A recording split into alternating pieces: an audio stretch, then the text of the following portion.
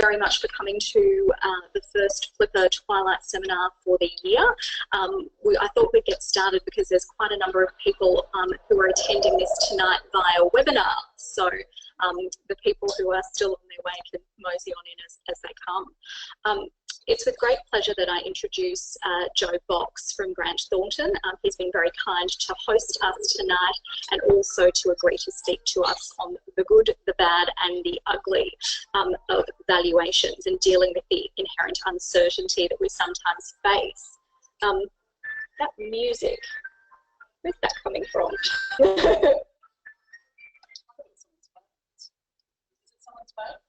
Okay, I thought it might be coming through the airwaves somehow. So for the people on the webinar, there's capacity to enter in and type questions, which we will answer at the end, so just be mindful of that. But I will now hand over to Joe. Thanks, Fiona. Thank you to everyone who attended tonight, braving the weather and making it out. And for those on the webinar, I'm told if the image that you're seeing isn't too pleasing to the eye, that the problem is the technology on your end, not this end. So as Fiona has indicated tonight, we're going to talk a bit about dealing with uncertainty in valuations. And we're looking at it through 3 particular case studies, which I've titled the good, the bad and the ugly.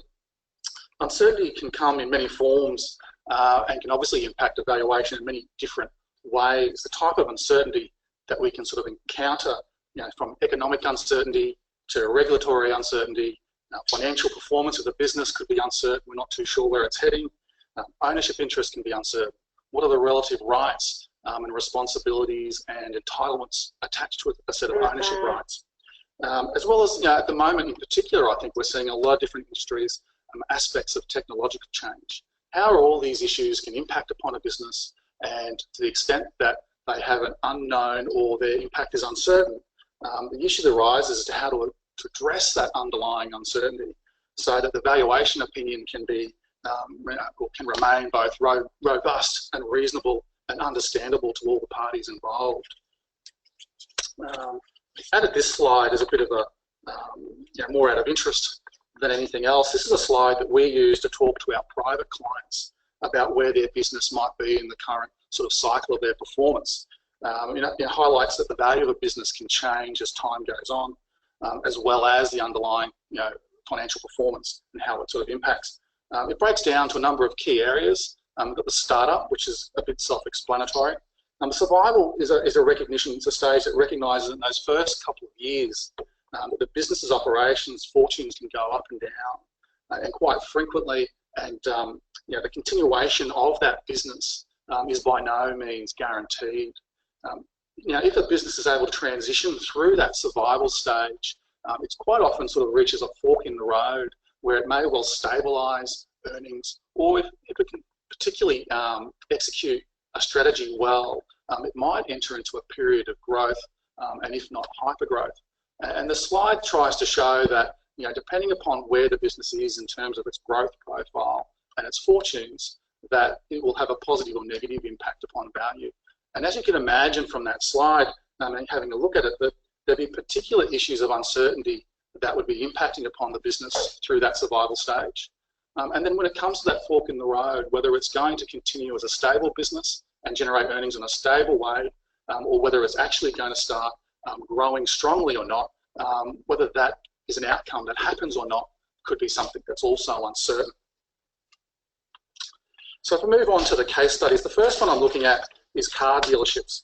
I've titled this one The Good. Now, I really like car dealerships in terms of businesses, because the people that run them are generally quite strong personalities. Car dealerships, I think, are quite difficult businesses to run properly as well. And so you find the nature of the personality behind the scene who's running it can be quite an interesting person. When you're looking at car dealerships from a financial perspective, there are a number of important factors. The economy has a significant impact on the level of sales of cars from the dealership. The business itself is a low margin business, typically only getting somewhere in the order of 2 to 4% net profit margin. And any changes to sales in the business, given that it's got such a low profit margin, can have a significant impact on the business's profitability. Now, it's quite from a margin perspective, it's not always well known that when you're dealing particularly with new cars, that the profit that the dealership makes is quite often minimal to nothing. And they're looking to make the majority of their profits through service and parts sales, and on used cars as well. So the underlying dynamics of car dealerships can be interesting from that perspective. But the important thing is that the economy in general, if things are good and people are confident about their future, they're more likely to take the next step of perhaps purchasing a vehicle, which is obviously a major capital expense. I'm a bit sorry about this slide. It doesn't really translate that well, and I'd meant to sort of improve it a little bit, but I'll talk you through it. Now, the interesting thing about car dealers, when we were looking at this particular case study, is that the valuation was done in around about 2011. It was a number of years after the GFC. The GFC being a significant economic event, the effects of which in many ways is still being felt today. But while it was a significant disturbance, its impact wasn't all bad for car dealers. Manufacturers who operate globally, and when they're looking at how many cars they might sell or looking at their global markets, realised that the impact of the GFC was going to be significant and pulled back on production. They made significant changes in that regard, and the number of cars that were being output reduced substantially. This had a significantly positive impact on car dealers, funnily enough, because the way the industry works is that manufacturers are the ones that really dictate to the dealers the numbers and quantities of cars that they're taking. It's not the dealer rings up the manufacturer and says, I've had a good month, I've moved these 20 units this month, I'd like another 20. Quite often it's the manufacturer who's ringing up the dealer and saying, look, we've got 20 of these cars that have come off the boat, we want you to take them. And the dealer might say, well, look, I've still got plenty of those type sitting in the yard, and the manufacturer will say to you, look, that's great, but you're going to take these 20 cars. And that, as a consequence, puts a lot of pressure on the dealer to move stock. It can have a real impact upon what sort of margin or profitability the dealer is able to extract from that stock going forward. Around this time, as you probably remember as well, that the Australian government was quite prolific with the stimulus packages it was putting into the economy. And one of those packages dealt with cars specifically, and there was a big tax incentive that was provided to businesses to buy cars. So that had a consequential impact of increasing demand. At the same time, interest rates fell. And so if you're looking at borrowing money to buy a car, obviously if interest rates go down, that makes it a cheaper proposition for you. And it also had an impact of increasing demand. So when we're talking about its impact on dealers around about that time, they had the twin effects of less pressure from the manufacturers to take stock, but in Australia anyway, an increasing demand from consumers to actually buy cars. And what that created was a situation where they didn't actually have to sell the cars at as great a discount as perhaps they were used to, and were able to get into what they call the golden age, where they made profits that were really profits that they hadn't achieved historically. But nothing lasts forever, however. Nothing lasts forever, however. And not long after 2010, all those economic conditions really fell out and normalised. This is reflected in a summary of the financial sort of performance of the business on this slide. And I've got the first 2 years in 7 and 8. Now they're pre-GFC. We've got the bust immediately after the GFC where things went pear-shaped a little bit. 2010 is that golden age I'm talking about, where all those factors came together and had a significant positive impact upon dealers. And then after that, 2011, things are resettling again. All those positive effects are starting to sort of leave the economic conditions. And it's quite telling in terms of, I've highlighted there that the sales for this business in 2010, now we're talking 2 years after a significant negative economic impact, at 240 million are higher than any other year prior to it. So the situation that the business found itself in was quite positive, notwithstanding the general economic conditions, and sales were quite strong. We can see down the bottom too that the impact on profitability, the bust in 2009 had a significant negative impact on the financial performance of the business, which was righted again in 2010 before it settled in 2011. Now the valuation was conducted in November 2011, and while it's not shown on this slide, the results to that particular point in time were probably a little bit behind the prior year. So the next slide is a summary of the valuation, if you like, considering the earnings and how the valuer in this instance came up with their value. Again, we can see from the adjusted earnings about midway through that slide the different and the variation of the earnings of the business through the different periods pre-GFC and post-GFC.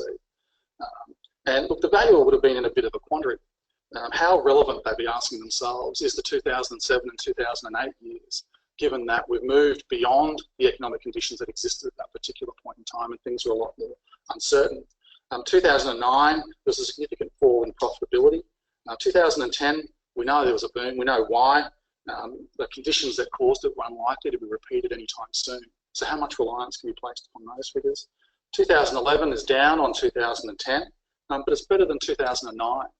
Perhaps maybe is that more of an indicator of where this business might track going forward. But also on the back of the mind is the fact that the current performance of the business at the time of the valuation was that it was tracking a little bit behind what it achieved in that 2011 period. Now the valuer is looking to determine the future maintainable earnings. Now when we look at the definition of future maintainable earnings, we're looking at those earnings on average that the business is capable of achieving into the future. So the valuers probably think to themselves they'll be confident that the 2010 year is not going to be representative of the earnings this business is going to generate going forward. They're probably reasonably confident that 2009 might undersell it as well. The pre-GFC results are problematic. Now, accountants are good ones for sometimes just looking at the previous 3 years, averaging those, see where that number falls. Just out of interest, in this particular case, those numbers would fall out to be 7.3 million. Now, the valuer decides that this is a good business. There's a lot of qualitative aspects to this business that are strong and positive, and is concerned that the 2011 results by themselves do not represent what this business can achieve on average going forward. So the valuer has decided that they're going to choose a future maintainable earnings figure of $8 million, accepting that it's a good business. Now this was a luxury car dealer, had a strong brand, strong position in the marketplace. The valuer felt that those factors supported being a little bit more positive in terms of the position. Basically felt, the valuer's position basically was that the business has got better days ahead.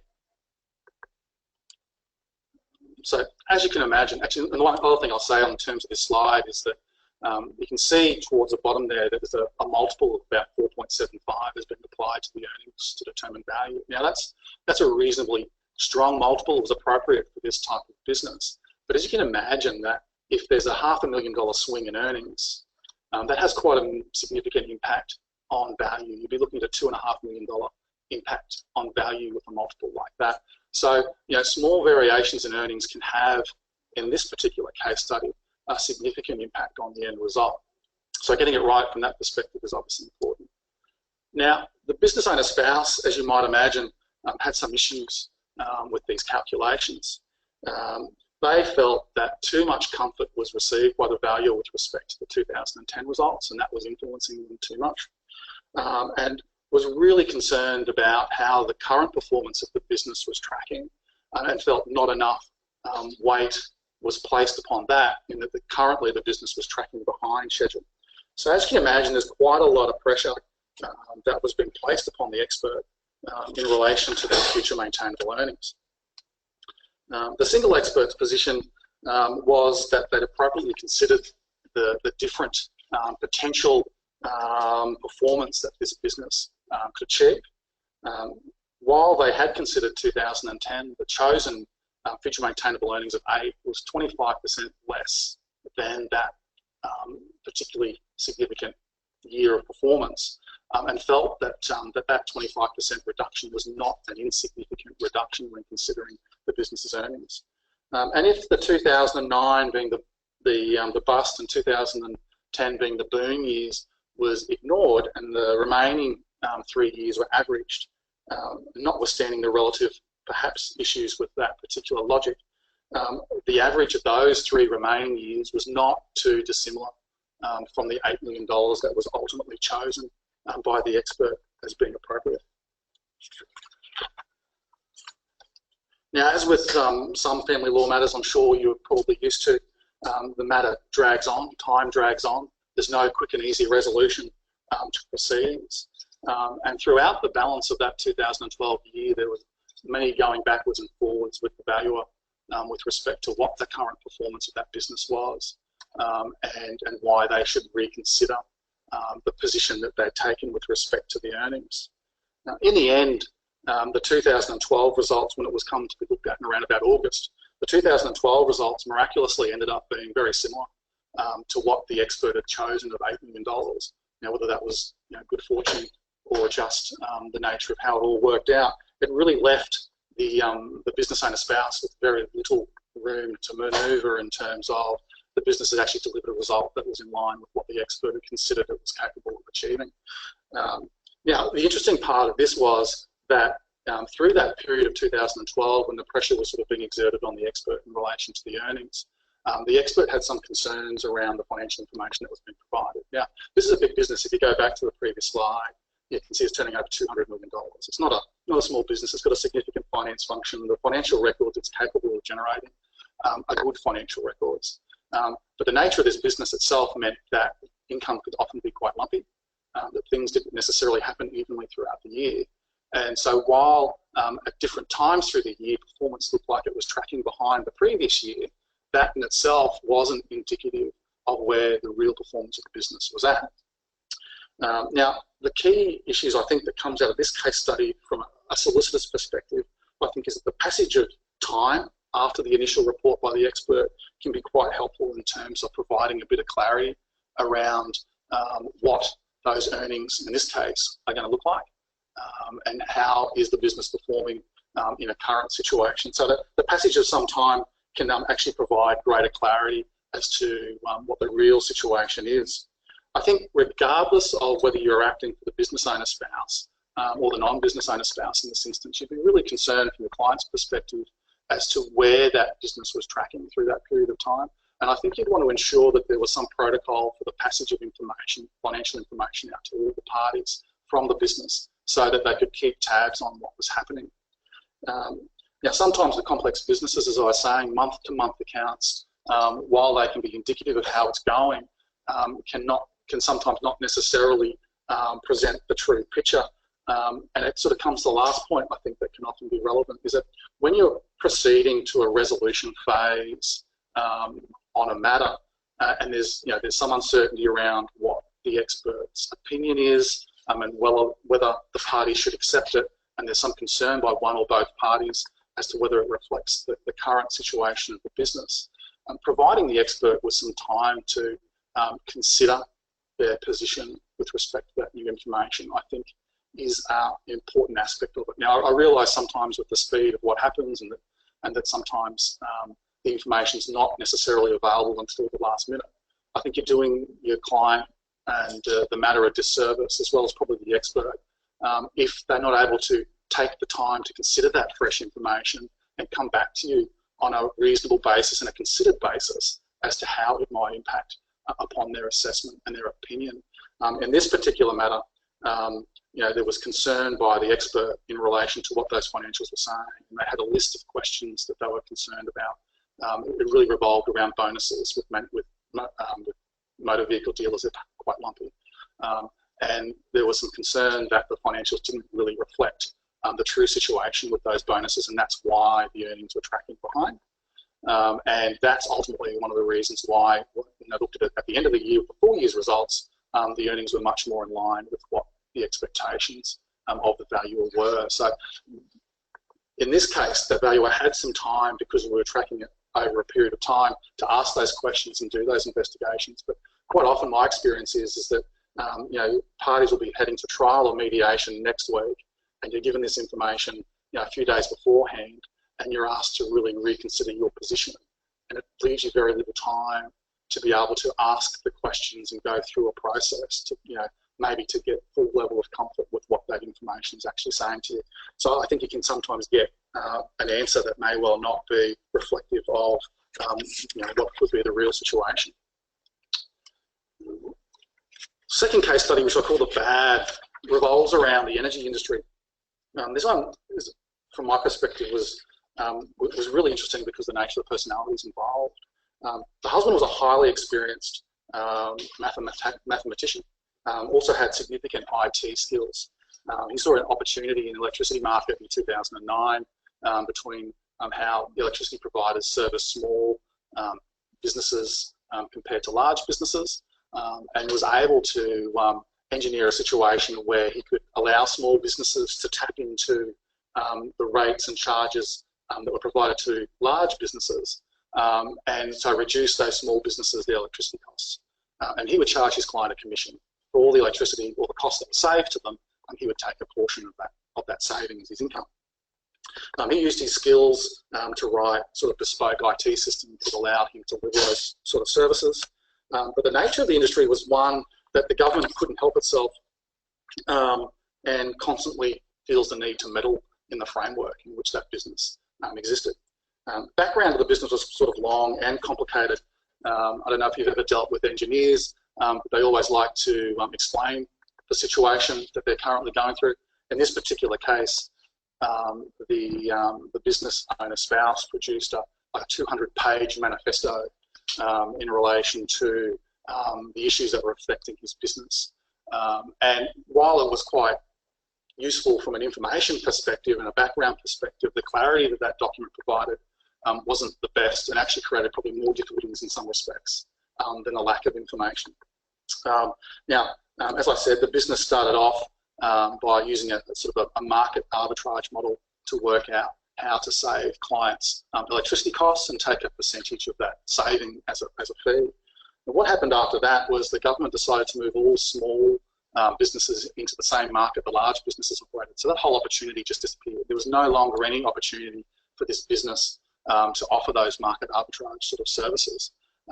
So he transitioned at that stage to be more of a broker and provide what they call value-added services. So what they would use is the data of the electricity usage of the business to work out when was their peak periods, when were their sort of off periods, negotiate with the energy providers as to what would be the best rate given this usage of this particular business, and they'd be able to sort of negotiate that brokerage position.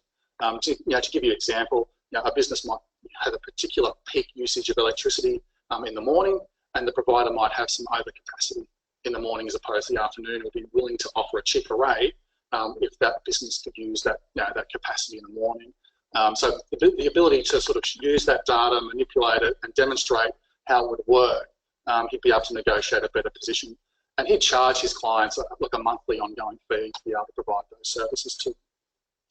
What happened after that was that all these services were really provided under an electricity contract that the customer had. Now, those contracts spanned somewhere in the order of 3 to 5 years.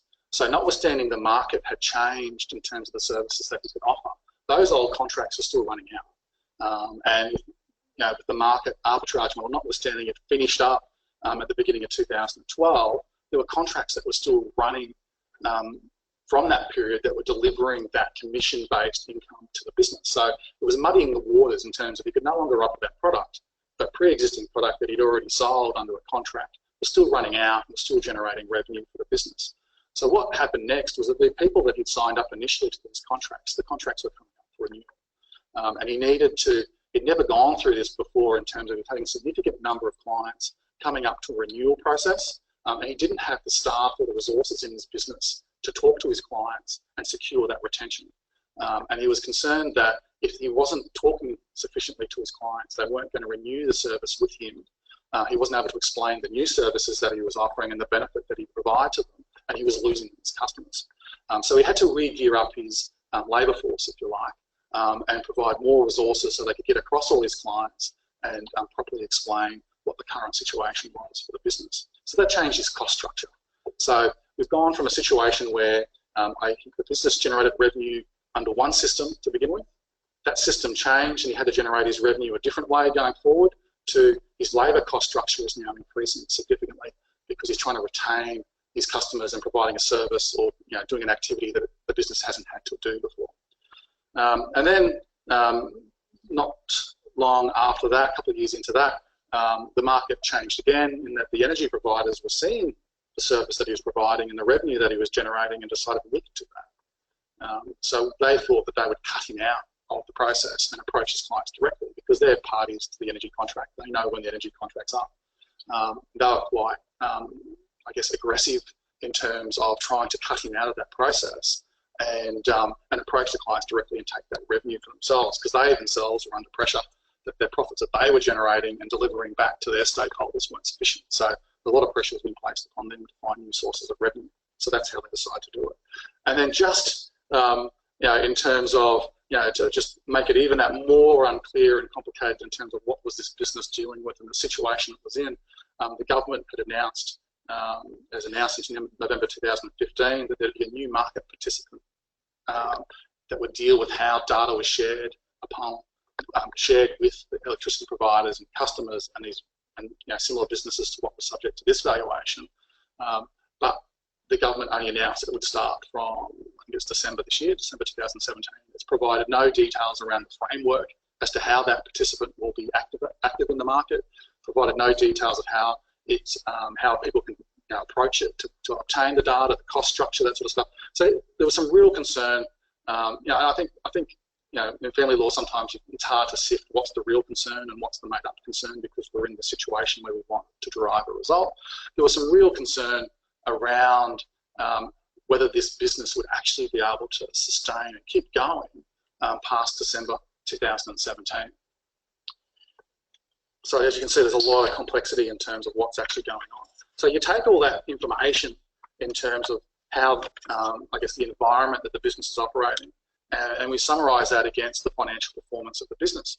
And we can see on the top line there, this is the direct revenue that the business is receiving from customers. This is the commission-based income that it's getting off that market arbitraging for small electricity purchases into the large electricity market.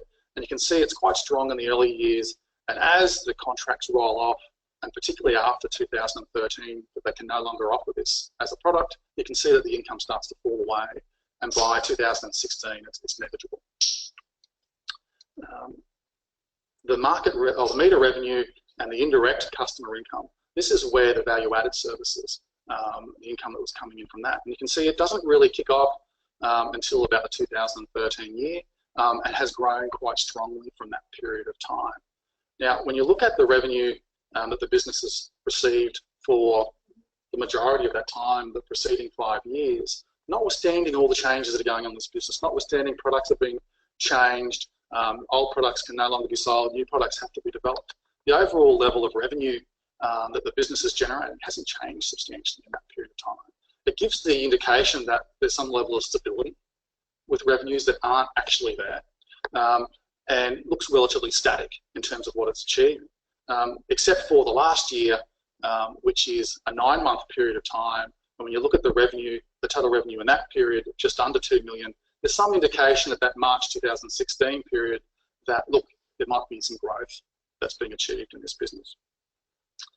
I mentioned before that one of the issues that they had in phase 3, or where they're trying to retain their customers, was an increase in labour costs. And when you look at the different areas that this business, or the different types of labour costs that it was incurring, you can see that labour costs are significantly increased in that 2015 year going forward, such that the type of labour force that it has is quite different in those later years than what it is in the future, or at current.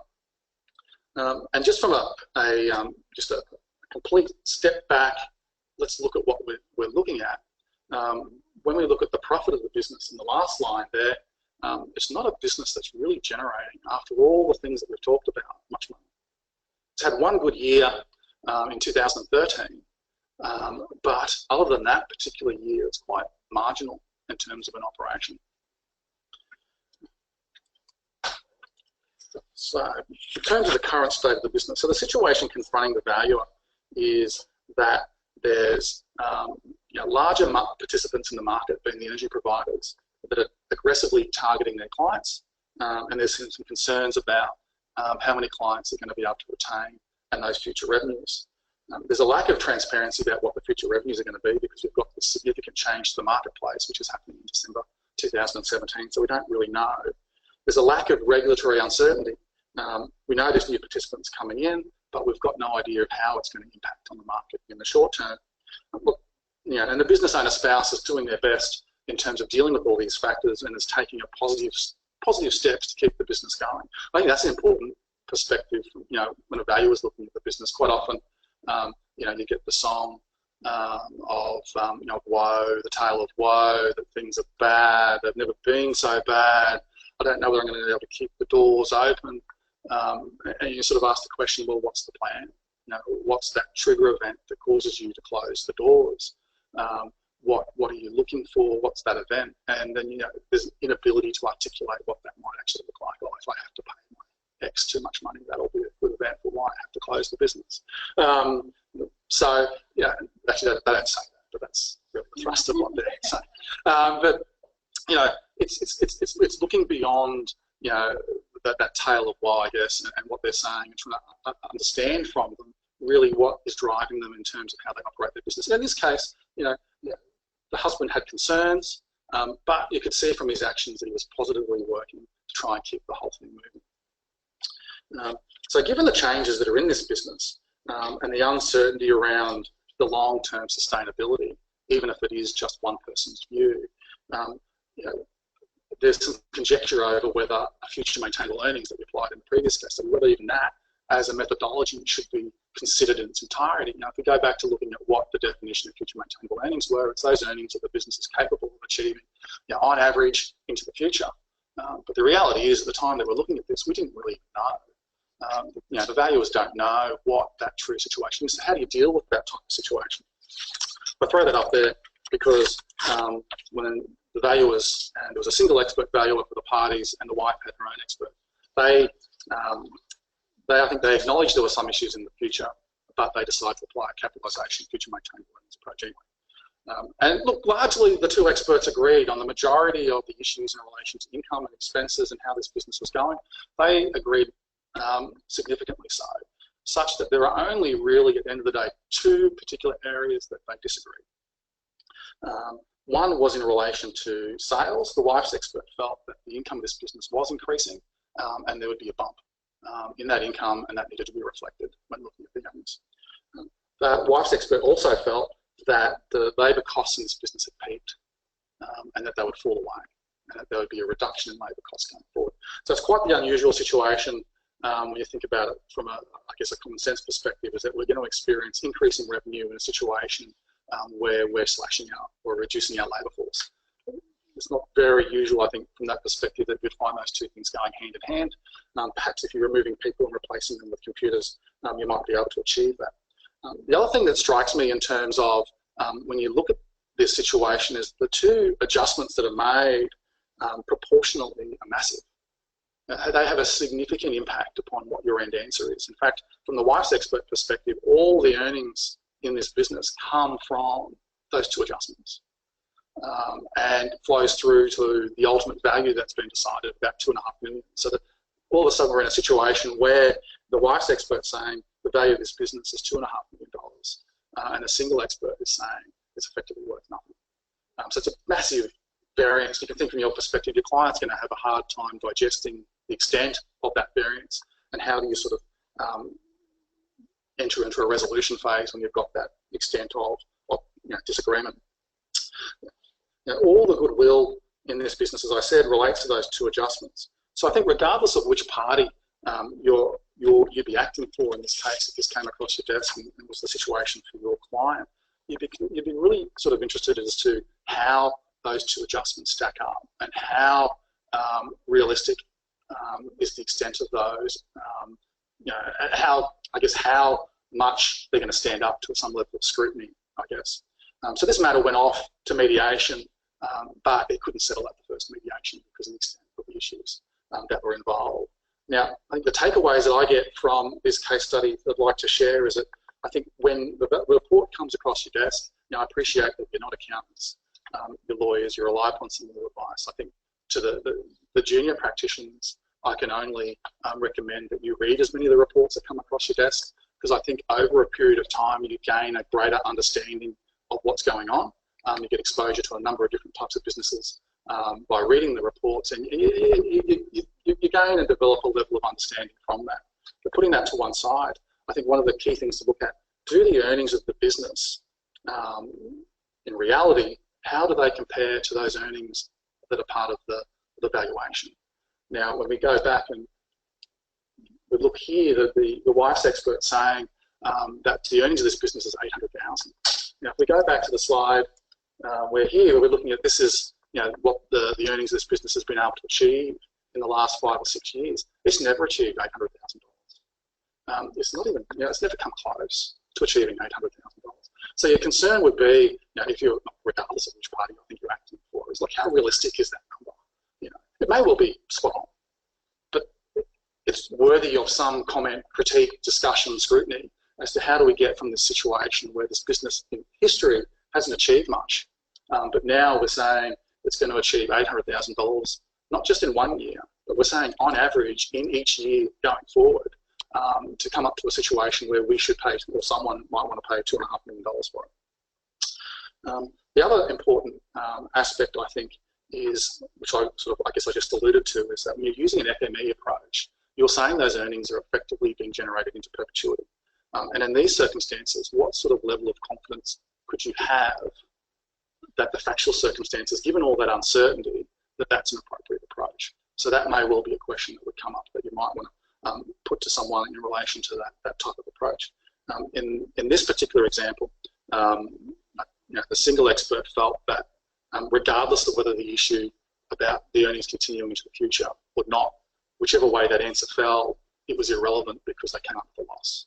So there was no value. So regardless of which particular factual scenario it ended up being, that it would finish up or it would still be able to continue into the future, it would find a way to survive, they felt that it didn't really matter. It didn't need to go any further because it was making a loss, so there could be no value. That's a bit of a dangerous trap sometimes to fall into, because if the situation turns where all of a sudden there are earnings that need to be considered, that uncertainty, how does that get reflected? Because it's been put on sort of like a guide, some sort of guide rails in terms of how the mathematical calculation will work, and all of a sudden you might end up with earnings and value that's not really representative of what you might consider the real situation to be. One issue that wasn't as much a factor in this particular case, but I think is worthy of mention, is the issue, in this matter we had the business owner spouse was quite technically savvy, was operating in a niche area, and had a lot of skill and expertise. Working out the commercial salary for that type of person can be an incredibly difficult task to actually get a proper number. And the thing to remember, when you're dealing with accountants, is that they don't have the expertise to determine a commercial remuneration for that proprietor. Now they can use information they have access to, and I'm comfortable in doing the valuation that you can get a reasonable number. But in situations where you might be dealing with someone with particular skills, you might be dealing with a niche industry, an area where there may well not be a lot of data around what the salaries are in that, you'd have to ask the question as to, do we have the appropriate expertise determining that number? Because sometimes the extent of that cost can have a significant impact upon the value. So I think that's an issue that is worthy of some consideration. Now, another example where I've seen that recently is in the area of specialist medicine, and looking at a business where that particular people are operating a specialist medical business, and the reality is the business owner spouse in that is probably one of 2 or 3 people in this state that do that job. Now, what hope do you have in that sort of circumstance without some real outside knowledge from someone who works in that industry is what is an appropriate salary for that person with those level of skills? It's just not data that is going to be freely available. And in those sort of circumstances, it's potentially going to have a significant impact upon the end answer that comes out. So you want to make sure you get it right. And the last point I think is relevant is, as I was saying, this was was a niche business operating in a very specialised area, being the electricity market. There's not a lot of exposure businesses that are operating in that type of industry. It's niche. And in those particular set of circumstances where you're finding you've got clients that are operating in industries and operating businesses that aren't common, I think if you get into situations where you had, in this case, where you had a reasonable variance in the values that have been put forward by the accountants, obtaining some specific industry expertise as to what the real situation is in that industry may well help shed some light on what the prospective outcome is going to go forward from someone who is working in industry, understands industry beyond perhaps what the accountant might. So bringing in that real industry expertise might just shed enough light that the relative difference in positions between the 2 experts may be, and show which one might be more correct than So I just think in those sort of circumstances that it might be worth investigating whether that type of expertise is available. And I think, particularly relevant examples of industries where that might be appropriate is, startups and new technology businesses, particularly new technology businesses that are changing the way the market participants in the industry actually operate. If you look at, it's not necessarily a great example now, but the impact of Uber on the taxi industry, and what that's done now. I think if you went back 12 or 18 months, you probably wouldn't necessarily think the state government would have moved as quickly as it did to change the way that industry operated. And the impact of those changes on the value of plates for driving a taxi. So by getting in that outside industry expertise, you might just be able to provide enough information into the consideration and take into account those particular changes which are less certain.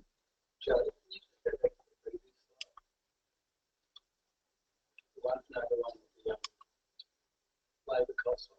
Yes. Did the husband have his labour costs in any of those? Yes, he did, yeah. And it varied year to year, so there was a little bit of inconsistency. Yeah, my question is going to be, if you didn't, would you, if you're absent for a while, be concerned about the profit that was reflected over those number of years on even indicative of reasonable salary? Yeah, that's exactly right. So, if the salary that was being actually paid to the business owner's spouse was quite modest, that level of earnings may well reflect part of their proper reward for their skill and expertise that they might be delivering as well.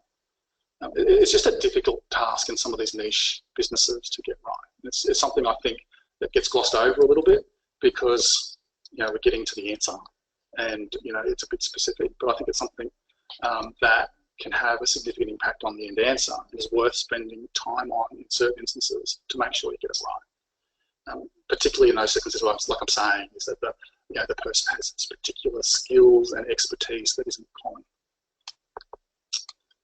Any other questions? And you generally identify that if you come to a point where you say, look, I'm not in a position, I don't have that expertise writing to both parties and say, yeah, it's available. Exactly, like in the medical example that I gave, that was something that I identified quite early on and wrote to the parties and said, look, this is the situation, this is my concern, I think we need to obtain that. But there's always that grey line too sometimes that the accountant might feel that they're in a position to come up with the answer, but then other people might have alternate views as to whether that's right. And when you're in a situation where it might have a significant impact on the end answer, it could be something that's worth just investigating for that simple fact. Yeah. How do you investigate, say, a medical specialist? I mean, it's really hard without them actually working in the business. They can say they don't need them. Because without them personally in the business wouldn't earn anything. Mm-hmm. So how do you value that? Okay, they have a salary that they draw and stuff, but how would you come up with an actual figure? So I think it probably depends on the type of medical specialist that we're talking about. In the example I was giving, there was a lot of,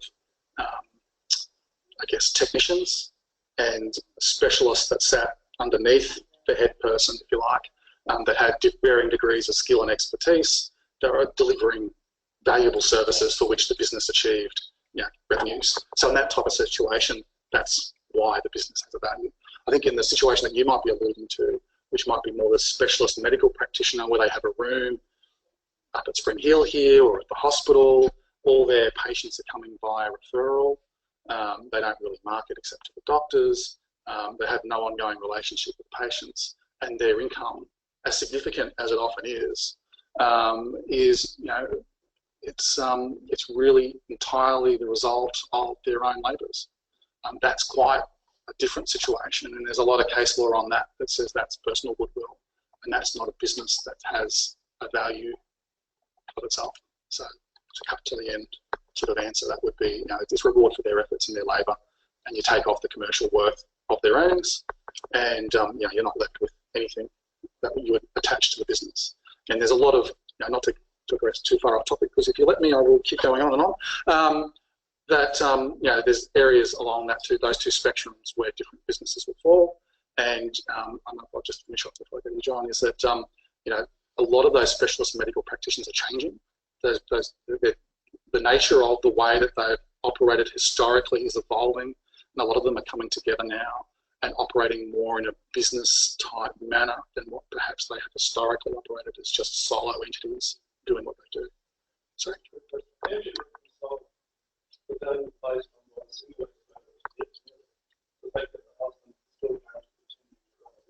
Yep.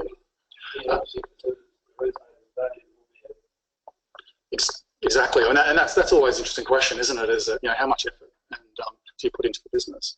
Now, I think in this, the way it was rationalised, and I mean, I don't know, I wasn't the single expert, and I wasn't the wife's expert either, but I don't know how necessarily they rationalised it, but as the outsider looking in at the numbers, I'd rationalise it in that the business wasn't generating a significant commercial return, and so you can still have a profitable business that, you know, when they're not generating significant you know, return off activities, doesn't necessarily have a good, you know, a goodwill value. So that was how I rationalised it in this particular set of things. So, you know, someone can still be operating the business, can still be putting in significant efforts, but the reward and the return off those efforts is not necessarily significant and don't in itself derive any great goodwill figure. And I think, you know, even if we did achieve positive earnings, which we didn't in this case study, that you know, the risk of how long are we going to be able to generate those earnings would also weigh on why goodwill might not be appropriate. If we move on to the ugly, this is a real property manager. Now, this one I felt this one's interesting. They're all interesting for different reasons, but this one was interesting just because of the nature of the issues that came out of it, which is why I guess I've included it here. So in this situation, what we had was the husband's mother, who was a widow, had significant real property assets from a value perspective. It was 6 residential properties and 3 commercial properties, not significant from a numbers perspective. And what happened was that mum and the husband jointly owned a company that was appointed the manager of those properties. And that property manager, there was a written agreement, which, you know, when you're dealing with family, that's somewhat unusual in itself. And there was a written agreement, and that written agreement had two important clauses, I think. One was that the manager was entitled to 10% commission on the rental revenues that were achieved. So 10% of the rent, that was what the manager was to receive. And there was also a 30-day termination clause. So mum could turn around and change the arrangement if she so felt that that was appropriate. In this particular case, actually, and one of the commercial properties that's important was one of those self-storage sites. So that in itself, it's a property asset, but has the aspect of a business. You've got staff, you've got people coming in renting aspects of, you know, the self-storage. So it's got a business component to it. You know, there's staff that are involved. There actually is real activity that you're doing. You're not talking about, you know, just the management activities that might relate to a residential property, which have some degree of effort, but not really a full-time effort. A self-storage facility, there's obviously more work involved in that. So they did have a somewhat of a business aspect attached to it. The wife in this matter, interesting enough, given the single expert rules, engaged her own expert to complete a valuation. And this is what was spelt out in their report. In terms of, sorry, that this diagram here was what was spelt out in the report, and this understanding of what the commercial arrangements were between mum and the management company and the son. So all those issues were dealt within that report. What the report went on to show was a summary of the profit and loss of the property manager, which is above. And one of the things that sort of might strike you to begin with was that the income, instead of maybe being management fee, is rent. And it's quite a significant sum of money in that regard. It's quite, obviously, you know, talking about 9 properties, at that level of rent may well be all or close to all of the rental income that might be attaching to those properties. So that's you know, that's sort of interesting, I guess. And the second part is that we can see that there's a rental expense by the company, and this is rent that's being paid to mum. So, you know, and that payment is presumably because mum owns the properties and she's entitled to some rent, yeah, for the, you know, the management company's use of the properties.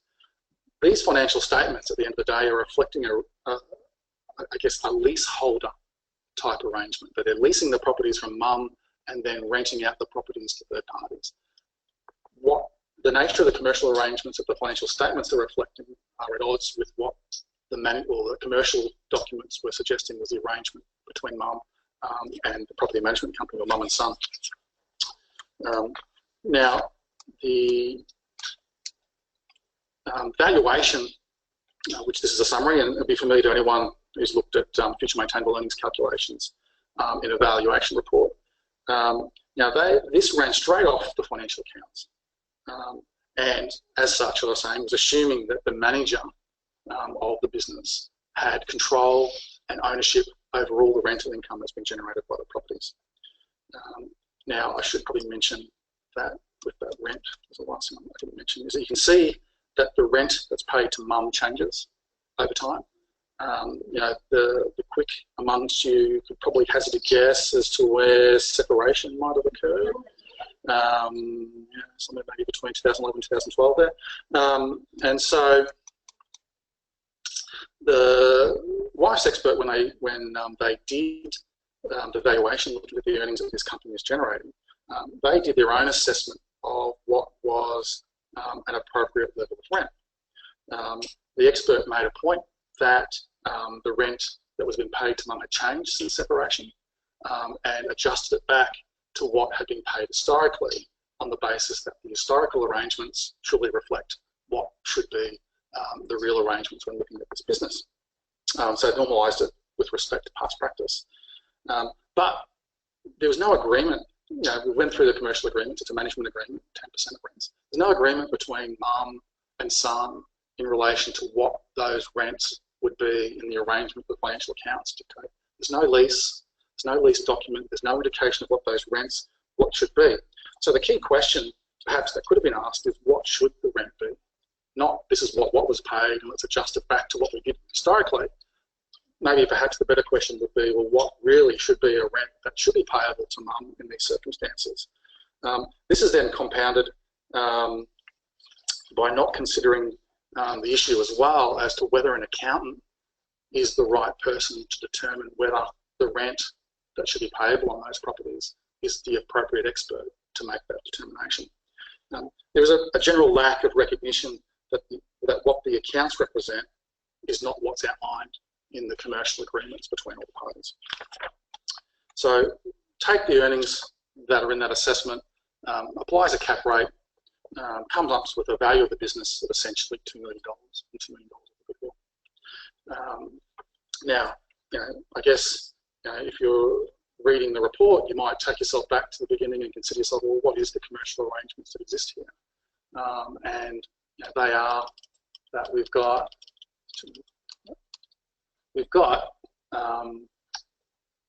a management agreement where I'm entitled to 10% of commissions, and I've got a 30-day termination clause. So with those two type of arrangements, and I'm looking at earnings and I'm valuing the business, I've got a question mark, am I really entitled to those earnings? And we're looking at it, really, at the end of the day, is that we're managing mum's properties, which is 6 residential units and 3 commercial properties. And someone's saying it's worth $2 million. And mum owns half the management company. A reasonable point as well. So the key takeaways that I get from this particular case study is the importance of understanding the structure that the business is operating in and the nature of the commercial arrangements that all the parties are in. Now, in particular, if there's one commercial arrangement that underpins the whole business and the earnings that it's capable of generating, you want to make sure that, I guess, it's consistent with what the business is doing, particularly when there's related parties involved. If there's third parties involved, you're going to have a greater degree of comfort that you would expect the commercial arrangements to be reflected in what's happening. But when you've got related parties, it's always subject to some degree of variance. So where inconsistencies might exist, you want to understand why those inconsistencies exist, so that you understand what the situation is. Where you have a situation where those inconsistencies exist, the client obviously can be one of the better sources of information as to how that might have happened, how that might have arisen. So they're always good to talk about in terms of what's going on. But don't disregard the business's account.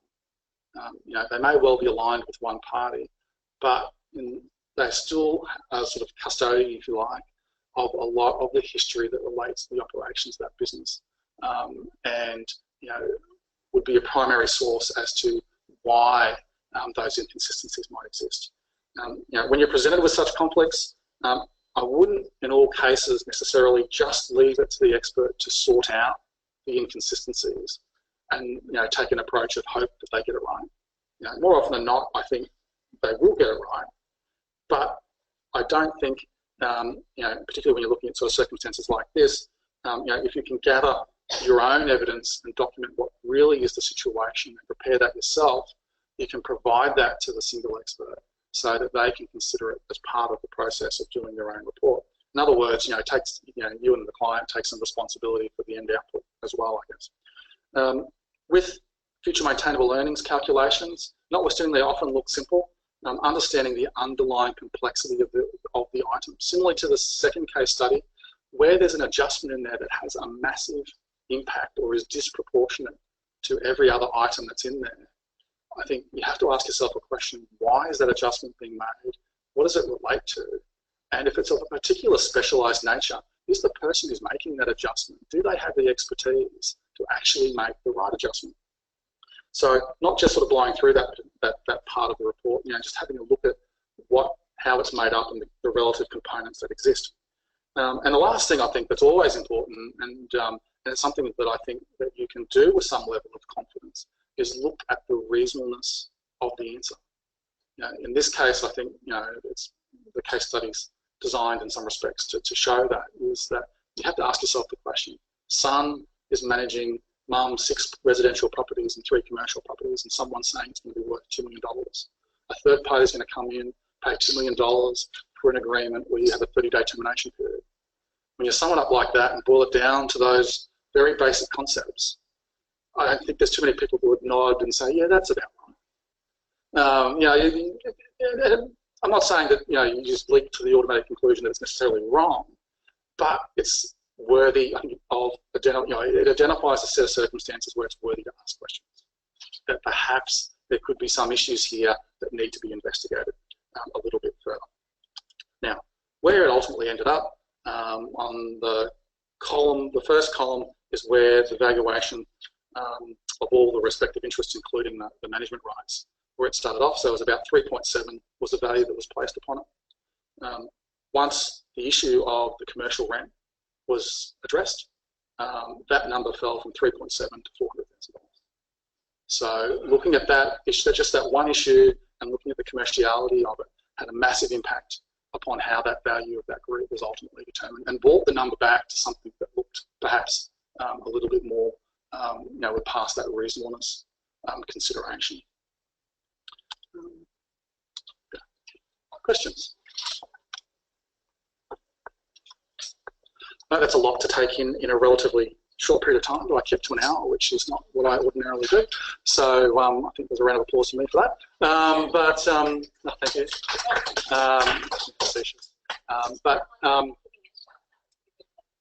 Thank you. So I just think that I try to put in the case study so, you know, some practical examples of how different aspects of what the business environment might be can impact upon the end answer, and why it's worthy spending some time to consider, you know, how those things, you know, do impact.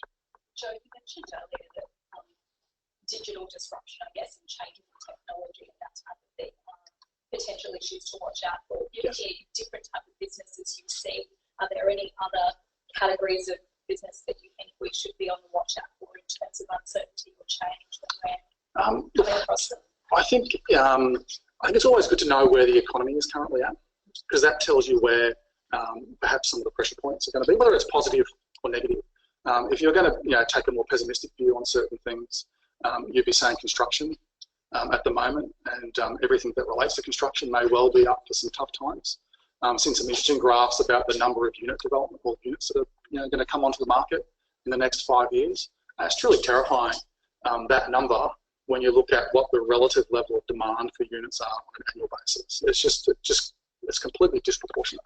And the problem in Brisbane is less than what it is in Melbourne and Sydney, but it's just massive. So one of the things that we use is that the Reserve Bank of Australia pushes out their monetary policy document every 3 months. I mean, it's a bit of a heavy read, but it gives an indication of the people who should have greater insight as to what's happening in the economy, what they think is happening, and where they see future developments are going. So, you know, myself and my team, we regularly review and read and talk about that document to sort of see how consistent their thoughts might be with what we're seeing.